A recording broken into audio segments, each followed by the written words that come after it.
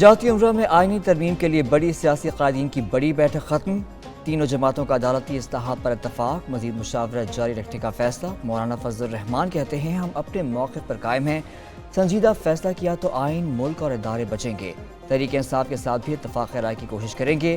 بلاول بھٹو نے کہا کہ ہم پارلیمان اور آئین کی بالادستی چاہتے ہیں، اتفاق رائے کی طرف بڑھانا تاریخی کامیابی ہے۔ اسحاق ڈار بولے آئینی ترمیم میں کسی سیاسی جماعت کا ذاتی مفاد شامل نہیں، عوام کی بہتری کے لیے جدوجہد کر رہے ہیں۔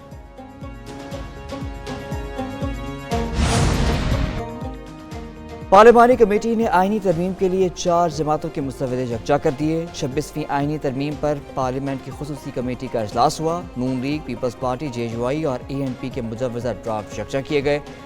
خورشید شاہ کہتے ہیں بی این پی اور بی اے پی نے بھی ڈرافٹ دے دیے ہیں۔ پی ٹی آئی نے اجلاس آج تک ملتوی کرنے کی درخواست کی۔ عامر ڈوگر نے کہا کہ وہ بھی ترمیم پر اجلاس کر رہے ہیں۔ کمیٹی کا اجلاس آج دوپہر 12:30 بجے دوبارہ ہوگا۔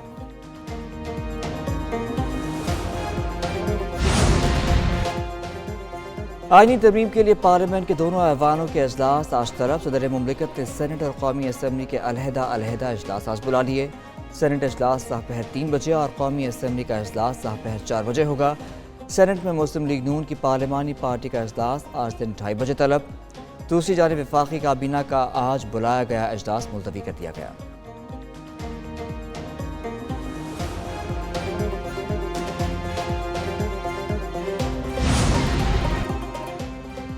تحریک انصاف کا مجوزہ آئینی ترمیم کے خلاف جمعے کے روز ملکی احتجاج کا پلان۔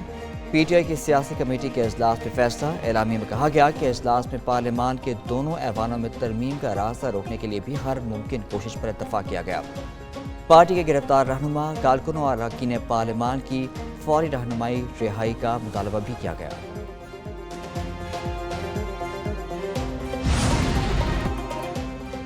شنگھائی تعاون تنظیم کا نئے اقتصادی ڈائیلاگ پر اتفاق۔ غیر امتیازی اور شفاف تجارتی نظام کے قیام کی ضرورت پر زور۔ یک طرفہ تجارتی پابندیاں لگائے جانے کی مخالفت۔ اسلام آباد میں وزیر اعظم پاکستان کی میزبانی میں SCO سمٹ کا اعلامیہ۔ سرمایہ کاری منصوبوں کے لیے ڈیٹا بینک بنانے کی تجویز۔ آئندہ سال SCO کی میزبانی روس کے سپورٹ۔ رہنماؤں کی تنظیم کے بجٹ سے متعلق امور کی بھی منظوری۔ رکن ملکوں کے سربراہوں نے 8 دستاویزات پر دستخط کیے۔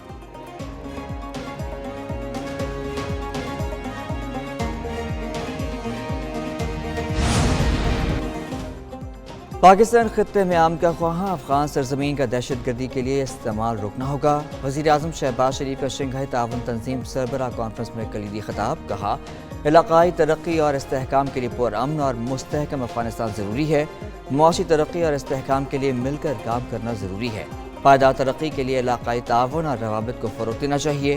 کہا رکن ملکوں میں تجارت اور سرمایہ کاری کو بڑھانا ہوگا، سیاحتی روابط اور گرین ڈیولپمنٹ کے شعبوں پر دوسری جانب وزیر اطلاعات عطا تارڑ کہتے ہیں SCO سمٹ کی صدارت پاکستان کے لیے اعزاز ہے، سربراہان مملکت اچھا تاثر لے کر جائیں گے۔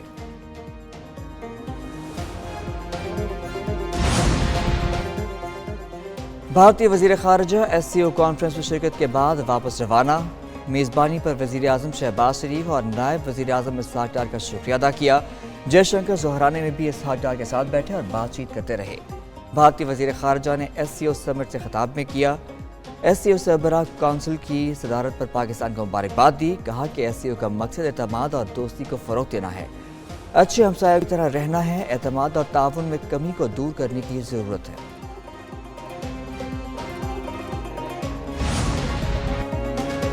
روس کے وزیر اعظم میخائل میشوستن کی army chief general Asim Munir سے ملاقات۔ روس کے وزیر اعظم نے آرمی چیف کے ساتھ بڑی گرم جوشی سے مصافحہ کیا۔ ملاقات اسلام آباد میں شنگھائی تعاون تنظیم کانفرنس کے موقع پر ہوئی۔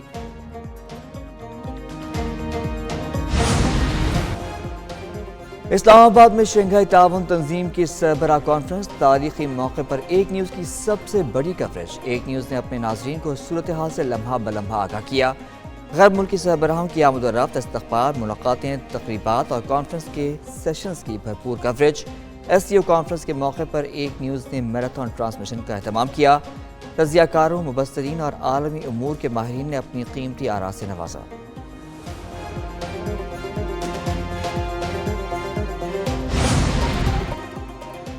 चांसलर का इलेक्शन लड़ने का चांस खत्म। बानी पीटीआई ऑक्सफोर्ड यूनिवर्सिटी के चांसलर के उम्मीदवारों की फहरिस्त आउट। यूनिवर्सिटी कमेटी ने 40 के करीब मौजूद उम्मीदवारों की जारी कर दी। अक्टूबर के तीसरे हफ्ते चांसलर के इंतखाब का पहला मरहला मुकम्मल होगा। वज़ीर इत्तलात अता तारड़ कहते हैं सजा याफ्ता शख्स को चांसलर का इलेक्शन लड़ने की इजाज़त नहीं होती। ऑक्सफोर्ड यूनिवर्सिटी ने चांसलर इलेक्शन में बानी पीटीआई को मुकदमात की वजह से शामिल नहीं किया।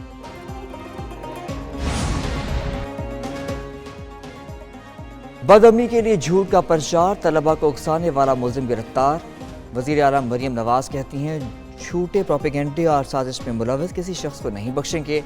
पीटीआई ने सियासत के लिए बच्चों को इस्तेमाल किया। कॉलेज में बच्ची से ज्यादती की झूठी कहानी घड़कर प्रोपेगेंडा किया।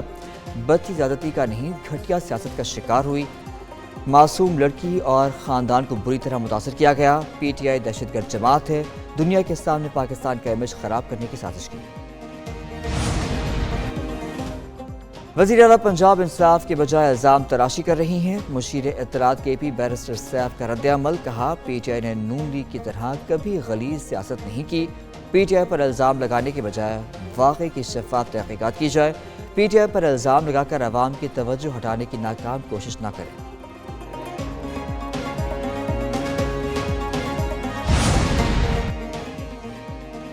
वफाकी काबीना ने मज़ीद 5 लाख मीट्रिक टन चीनी बरामद करने की मंजूरी दे दी है। कीमतें मुकर्ररा बेंच मार्क से बढ़ने पर चीनी की बरामद फौरी मनसूख की जाएगी। चीनी की बरामद शुगर मिल्स मालिकान की जानिब से पैदावार 21 नवंबर से शुरू करने से मशरूत होगी। शुगर मिल्स मालिकान चीनी की फ़ी किलो एक्स मिल कीमत 140 रुपये से न बढ़ने को यकीनी बनाएंगे। एससीओ कॉन्फ्रेंस खत्म। इस्लामाबाद और रावलपिंडी में बेशतर रास्ते खोल दिए गए। तर्जुमान पुलिस के मुताबिक मरी रोड फैजाबाद इंटरचेंज तक हर तरह की ट्रैफिक के लिए बहाल हो चुकी। डबल रोड से 9th एवेन्यू भी खोल दी गई। चीफ ट्रैफिक अफसर इस्लामाबाद कहते हैं श्रीनगर हाईवे दोनों तरफ से 9th एवेन्यू तक ट्रैफिक के लिए खोल दिया गया। शहरी फिल वक्त एक्सप्रेस हाईवे, जीरो पॉइंट और रेड जोन जाने से गुरेज करें।